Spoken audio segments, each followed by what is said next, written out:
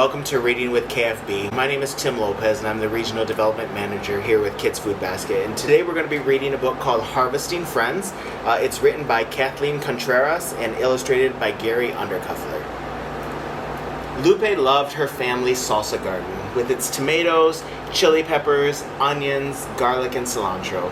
Her mother cooked, roasted, chopped, and grinded everything together to make chunky salsa to eat with salty chips and tacos. In the spring, Lupe and her family dug into the rich soil to plant the seeds in tiny plants. They wrote each plant's names on thin popsicle sticks. All summer, Lupe and her family watered, fed, and weeded the garden. But one summer day, all the big red tomatoes were gone. Lupe looked in between the branches, but no luck. The biggest, juiciest tomatoes had disappeared. "Mama, the big tomatoes are gone. They were almost ready to be picked," Lupe said as she ran into the house. "Are you sure?" said Mama as they hurried outside to investigate. "I wonder what happened," said Lupe, looking under the tangle of bushes. Lupe saw a small necklace with a gold medal on the ground. She picked it up and gave it to Mama. "Who could have dropped it, Mama?" she asked. "I'm not sure, but I think someone left it here on purpose," Mama said, caressing the pretty medal. 2 weeks later, when Lupe walked into the garden, she saw a boy crouching on his knees over the tomato plants. With a couple of the big tomatoes beside him, he was reaching deep to pick the biggest one. "What are you doing?" Lupe shouted, surprising him. He started to run, but tripped on the rake. He fell on the tomatoes and the red juice splashed all over him. Wait, it's okay. I'm not going to hurt you." Lupe recognized Antonio. He was the new boy in school. "Why are you taking our tomatoes?" she asked. "We don't have much money. The tomatoes looked so good, and I left my gold necklace here in exchange for the tomatoes," he said. "My grandmother gave it to me when we left Mexico. It's very valuable. I figured it would be a fair trade."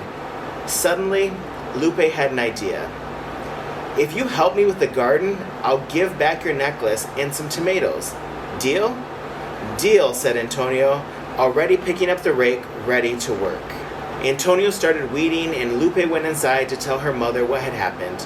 Later, Mama invited Antonio to eat lunch and she gave him some tomatoes and a jar of salsa to take home.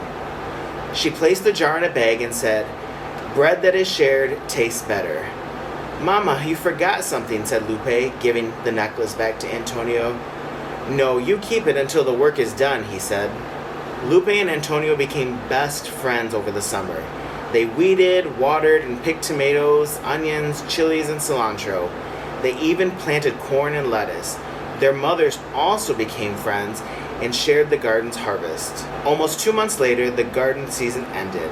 Lupe and Antonio composted the plant's leaves and stems, recycling all of the plant nutrients back to the soil. Lupe returned the gold necklace to Antonio, and he accepted it. Lupe had a great idea for next year's garden.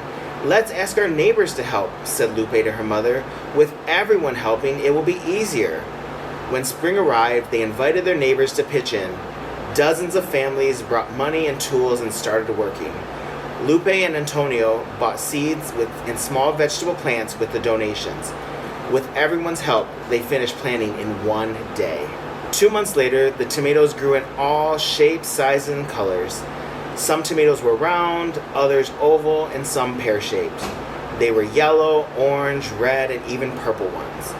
Like a family, the community worked together, taking care of young plants. A pair of brothers planted 2 kinds of peppers, fire red and green. A grandmother and her grandchildren grew bunches of fragrant herbs for cooking and healing.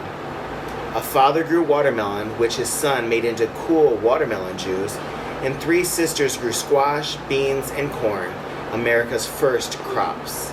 The garden, like a colorful blanket, embraced everyone who worked on it. The garden grew, and soon it became a place more than where hunger was fed.